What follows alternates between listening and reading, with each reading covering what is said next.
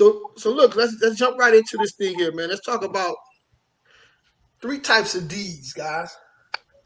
Are you guys familiar with? Well, I know you guys are familiar with deeds, right? For sure. It's my I know you expression. guys did all these type of things. I already know what time it is. So Yeah. let's talk about a couple of them right here, right? So a good deed, a general deed, right? Hold on 1 second, man. I got these glasses on. I just put on. I gotta look at the definition, man.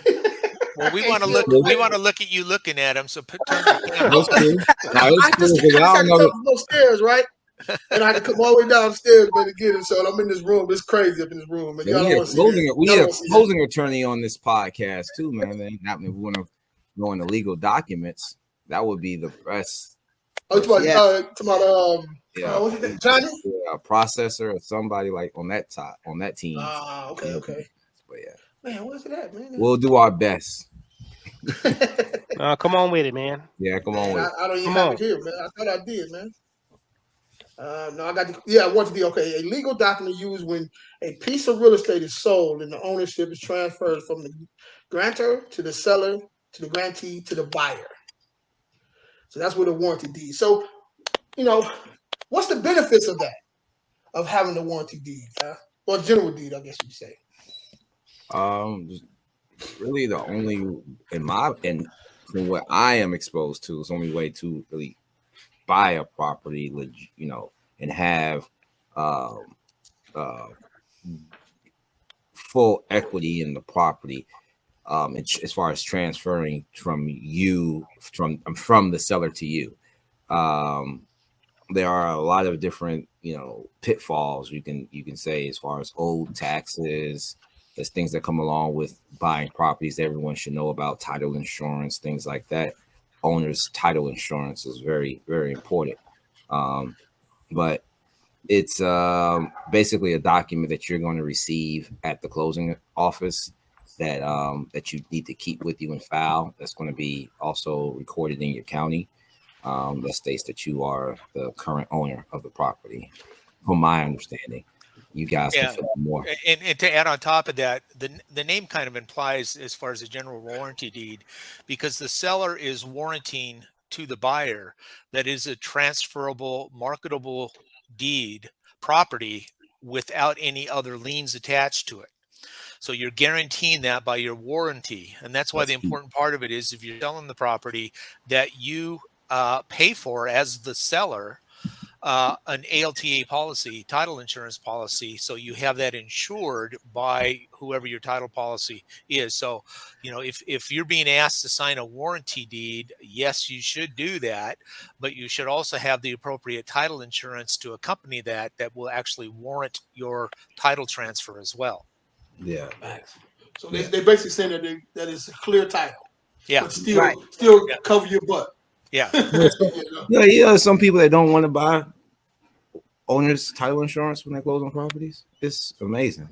It protects them in the long run. I mean, that's the deal. If something happens 2 years ago and all of a sudden 2 years from now and there's a claim that comes up on it, that the title insurance company missed, they're going to pay that claim. I run into a number of people who say, I want to, every time I talk them out of it, like, pay that money for it. It's you're saving yourself tens of thousands of dollars. Absolutely. A couple hundred of dollars, Here's another one, man. Quick claim deed. We'll talk about the quick claim deed. So everyone likes those. Yeah. I know Jason got some things on that already. Specific type of deed that's released whatever interest is owned by the person signing the deed. Mm-hmm. Yeah. I remember Jason was telling about a situation. We did. We used to do them all the time. Okay. And quick claim deeds is actually one of our lists that we go after to pick up property. I had a guy who did a quick claim deed. It was in Hillside, New Jersey, and he didn't know, because I told him, you do a quick claim deed, you are responsible for whatever is on that property. Okay?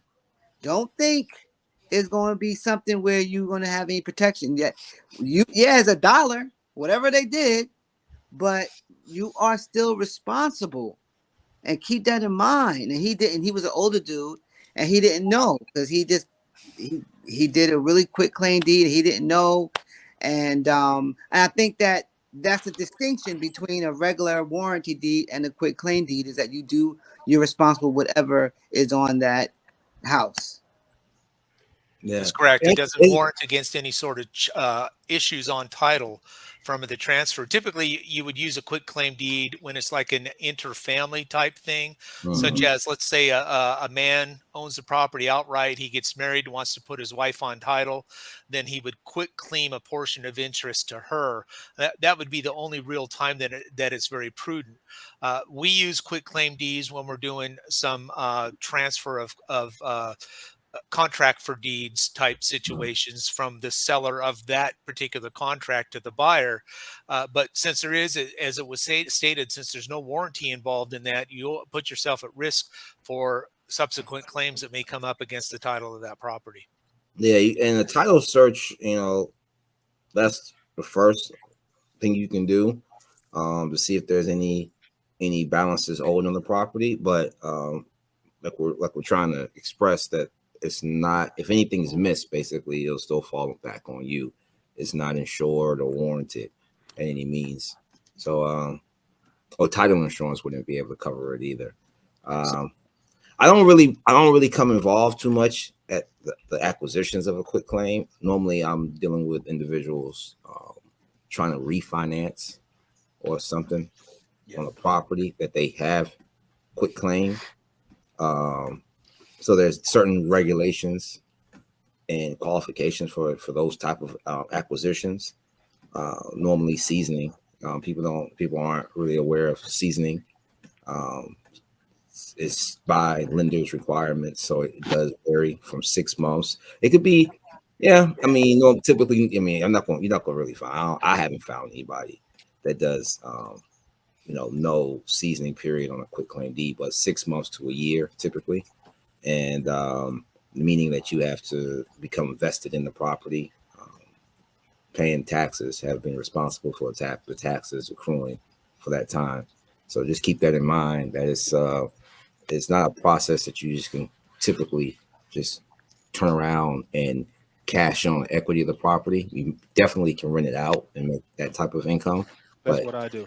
equity wise, you'll have to hold the property for. Yeah. Yeah, I don't wanted even to worry ask about it. Jay. I I'm wanted to ask you. You said that's what you typically go after. Like, I'm like, okay.